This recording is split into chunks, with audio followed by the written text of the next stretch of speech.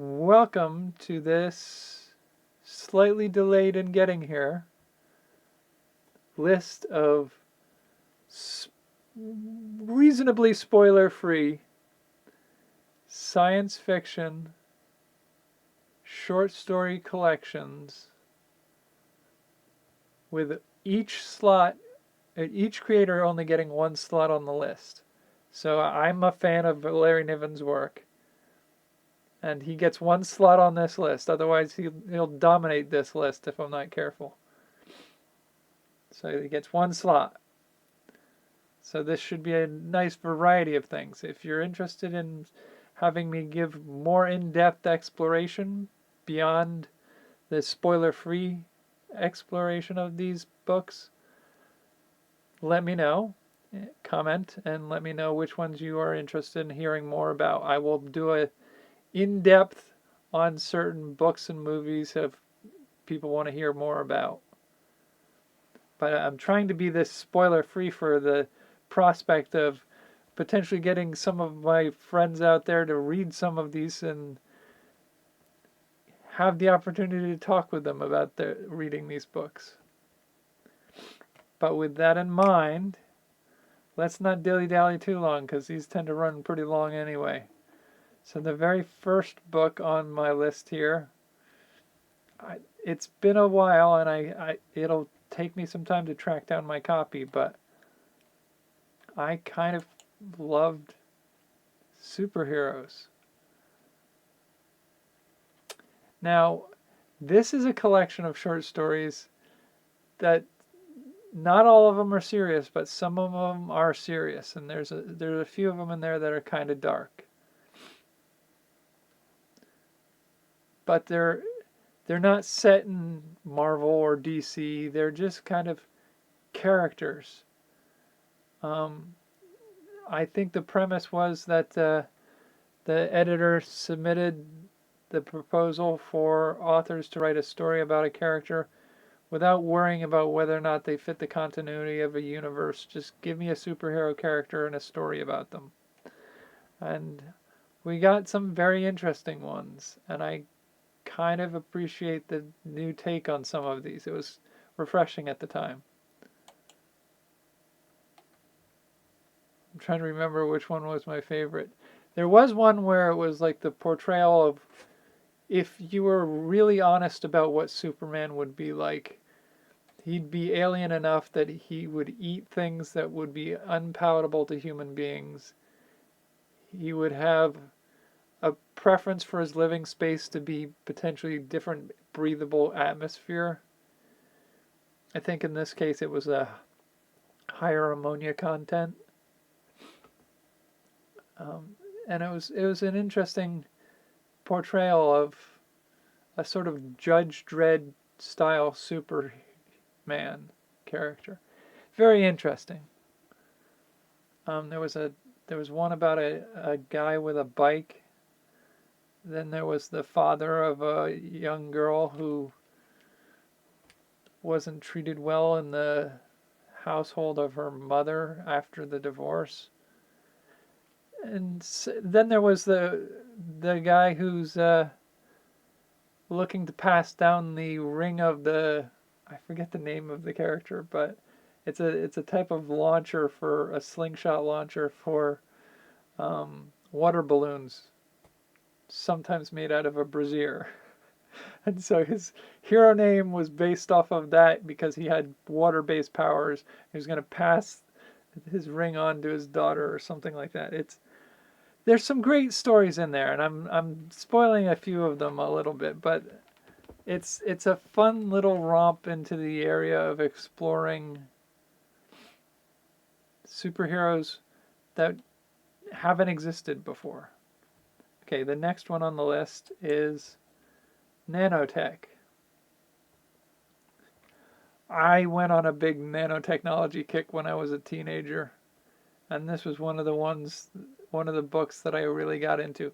I read Drexler's Engines of Creation, which is not a fiction, and I think I read his his other book on the topic, which is a little more fiction-y, but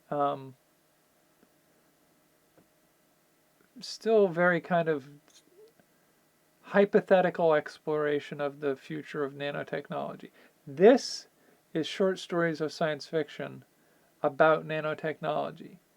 Some of it's the gray goo theories, and some of them are a little more interesting. Like, how fundamentally will the world be changed by this technology? Now, I would say that we know more about the prospects of this technology and how we might achieve it now. So it does have a little bit of that dated, optimistic techno future kind of concept that may not bear the same fruit that we thought it might once. But I still feel like this needs to be on the list, just in part because of my deep love of the nanotechnology concept in science fiction, and we don't see a lot of it showing up in other sources. I do believe there was a Greg Bear. There's a Greg Bear short story in that collection, but there was a Greg Bear book that I had trouble. I think it was Slant. I had a little trouble getting into, but the short stories in that collection worked really well for a bite-sized taste of it. Okay, we're back into the superhero territory with this next one. This is one of my all-time favorite story sets. This is George R.R. Martin. I have not read anything else by George R.R. Martin, so if you're a fan of Song of Ice and Fire stuff, I don't know anything about any of that. Where I know George R.R. Martin from is Wild Cards. This is a collection of superhero stories. I believe is based off of a game of heroes he was playing with, or Marvel Mutants and Masterminds or something like that.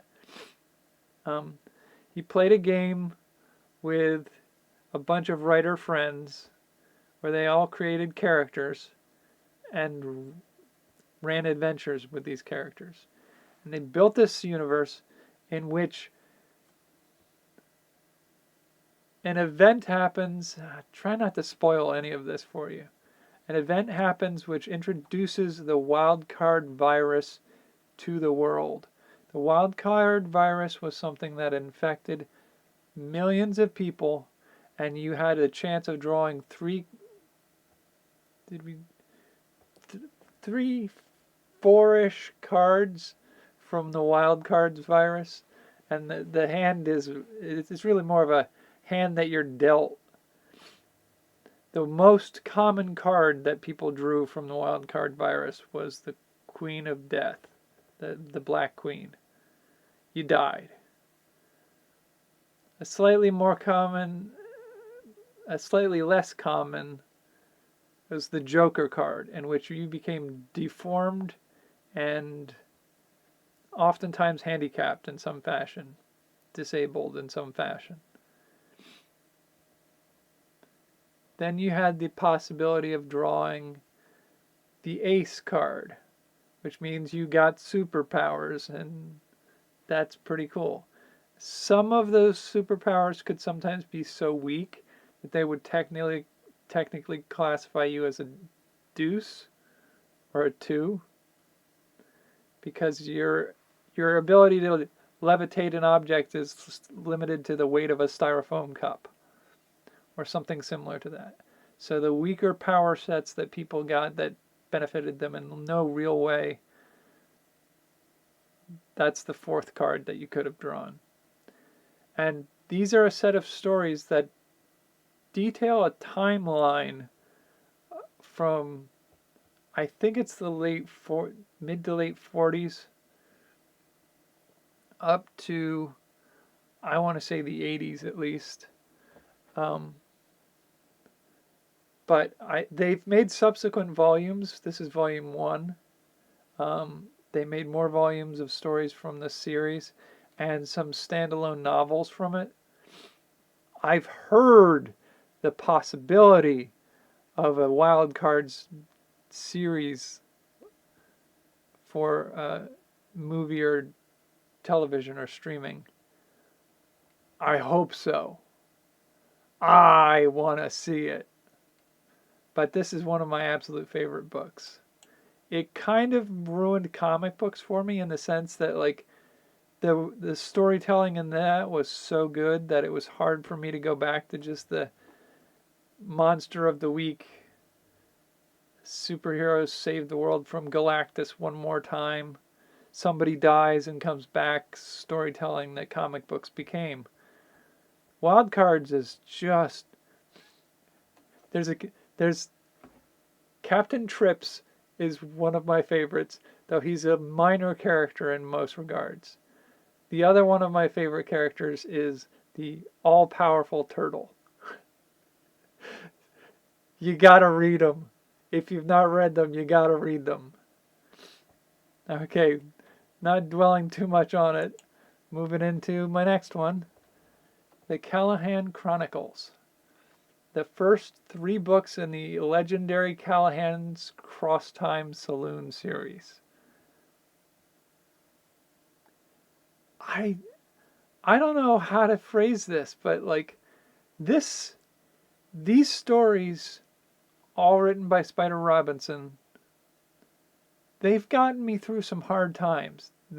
The premise is that somewhere in upstate New York, I think it's upstate New York, or somewhere in New York, there's a bar that if you need to find it, you find it. And when you enter, there's a regular cast of characters. Some of them are people from the future. Some of them are talking dogs. So there's a lot of science fiction-y shenanigans that go on in each of the individual stories. But the thing that I love about this series is it's not spaceships and battles and other shenanigans like that. It's got a little bit of some of that, but this is human science fiction, even when it's not humans. Because the premise is you'll find it if you need it, and there's a tradition. You order your drink, you put, I think it's 50 cents or something down on the bar. You get your drink, or you put a, is it put a 5? No, you put a 1 down. You get your drink. You can take your drink and just drink your drink and that's it. Or you can take your drink, walk up to a chalk line in front of the fireplace, make a toast to what ails you, and then pitch your glass in after you've taken your drink into the fireplace. And I think one of the taglines for this is shared pain is lessened, shared joy is increased, thus we refute entropy. And it's one of the, it's soothing to read these stories, and an adventure of exploration and thought-provoking stories of sort of fantasy, sort of science fiction, but mostly science fiction themes. There are telepaths and aliens and things like that show up. But there's also Pun Day Night, where there's a pun competition, and there's music nights, and it's just, it's really, I believe Spider Robinson has an issue with a lot of people sometimes finding a way to get a hold of him and asking him where it is, because they need it to exist in their life, because they need some of that wholesome, wonderful Callahan's place. So that's on the list for a reason. This next one is one of my go-tos. I have read this book at least a dozen times, and it is in its own way one of the ones that soothes my mind a little bit. This is Children of the Atom. I first encountered these stories by one of the stories in a collection of other science fiction stories. It was called In Hiding. And the basic premise is that there was a nuclear science facility with scientists working at the facility. And an accident happened at the facility. And many of the people who worked at that facility ended up dying within a few years anyway. But during that time, several of the people who worked at the facility also conceived and had children. And these children are children of the atom. They are superhuman minds, but not in the telepathy and telekinetic kind of way. Like the first story, I don't want to spoil it too much for you, but these are children who have had to hide the fact that they're brilliant. And in many cases, through correspondence courses and whatnot, at the ripe old age of 9 to 12 years old, several of them have more than one doctorate completed. And so the first story I read was In Hiding, and I for the longest time didn't know there were more stories.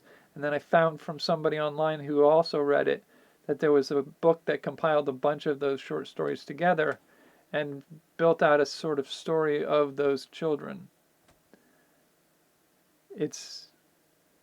It was a little trippy at first because one of the reasons this hit so hard for me was the first story that I read.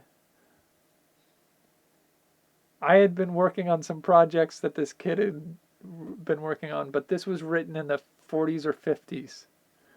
So projects that I was like excited about in high school where I'm like, oh, it'd be fun to write a fantasy story of characters interacting, but make it a game of chess being played where you could decode the game by reading the story as it goes. The main character did that. And so there were other things like that, the biorhythm-based musical symphonies. That was something I was thinking of. Like, I have no musical talent, so I would have been struggling for years if I wanted to try to do that. But it is an idea that the kid was doing.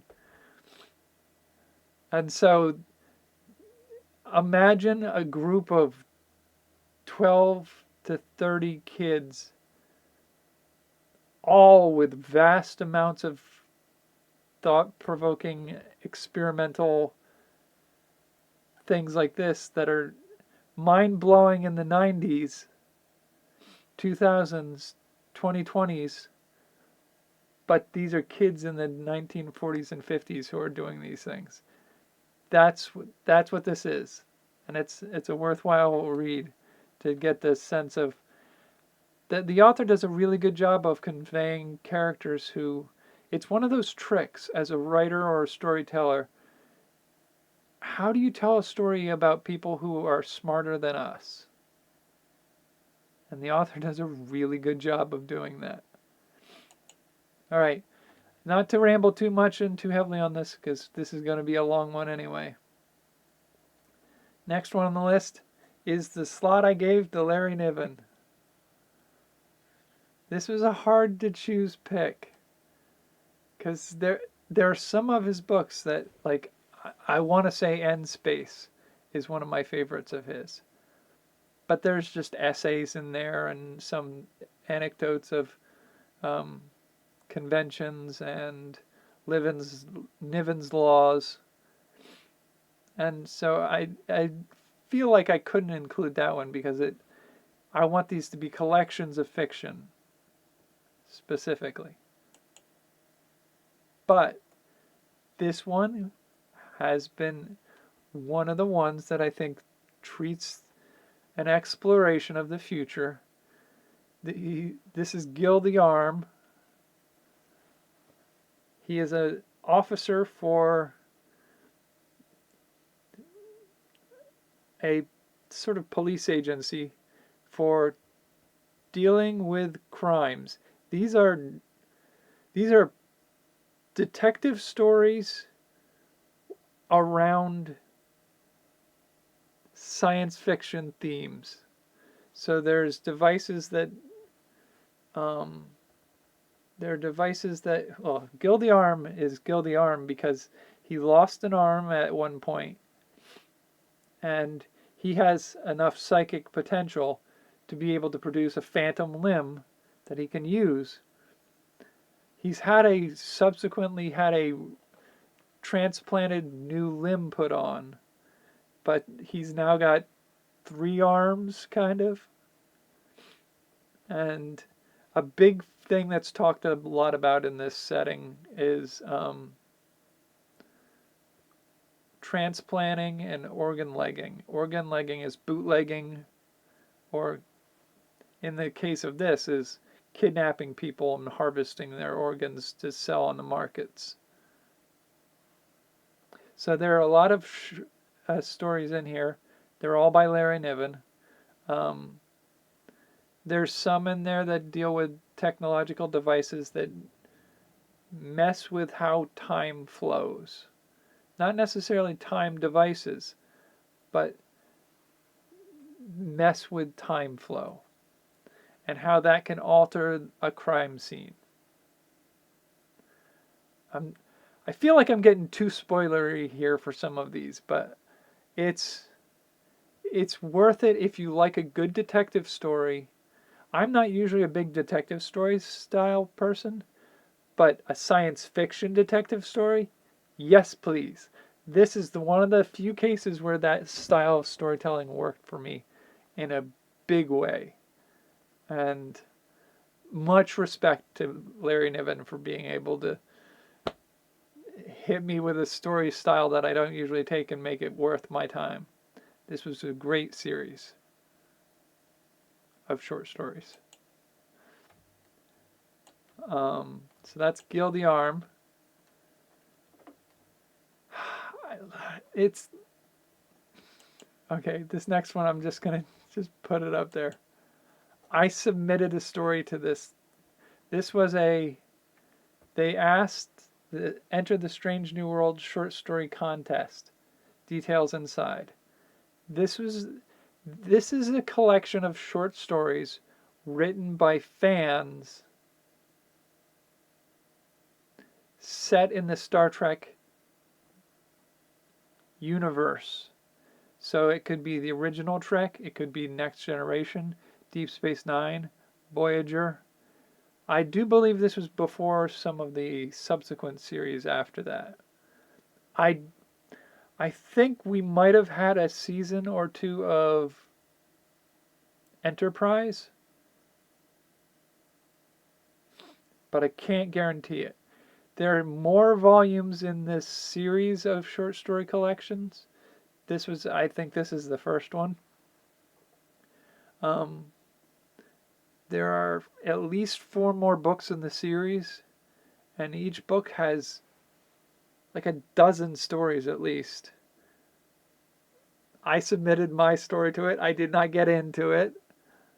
It was returned to me in my self-addressed stamped envelope. But I do enjoy a lot of these stories. They're expansions and explorations of the Star Trek universe. And that's part of the love of being able to see some of that. And it would be sinful of me to do that one and not do Star Wars Tales of the Bounty Hunter. Now, this is the middle of a trilogy of collections of short stories. There's Tales from Mos Eisley Cantina, and there's Tales from Jabba's Palace. But Tales of the Bounty Hunter, I think, wins it for me for some of the more unusual and unconventional stories. But they're all good. Like, I literally, until I got on here and started putting the pictures in here, I was debating whether I should put all 3 of those books in here. Because what they are is Tales from Mos Eisley Cantina is tales of characters that are seen in the cantina scene in Star Wars New Hope. These are tales of the bounty hunters on board the ship that Vader talks to. And then we have Tales from Jabba's Palace is tales about people who are in Jabba's palace and what happens to them after Jabba. And I love building out the world with the stories of background characters. It's one of my favorite things. So this was one of my favorite series, but this has some of my... This is probably a controversial pick, because there's some of them in here that are just kind of bad. But I even like the bad ones. So it gets it for me, but you may choose Cantina or Jabba's Palace. But this is on my list. I couldn't put all three in good conscience on here if that was not the goal. But with that said, I'm moving into the physical volumes at this point. I'm doing them last because they sometimes upset the camera. So this is... Well, let's do these guys first. This is one of those cases of... It's a trilogy of short story collections. And so I can't in good conscience do all three. But I can do the first one that I definitely would recommend is Isaac's Universe Volume 1, The Diplomacy Guild. They're some of the most interesting premise science fiction stories I've ever seen. And he's built a shared universe so that the person who wrote the first story in the first volume is using the same races, the same diplomatic positions for each of the races involved, the relations between the humans and different creatures and characters. So they're having to work within the world that they all built together. But they still tell interesting, unique stories that are so distinctly separate from one another. So it says, prepare to enter the bold new universe designed by Grand Master of Science Fiction himself, Isaac Asimov. The first book in a stunning new future created by Isaac Asimov.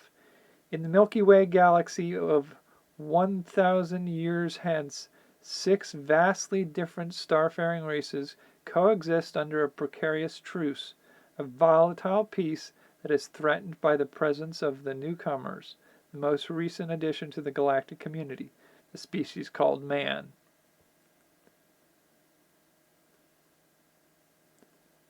And so it's... I feel like if we could get a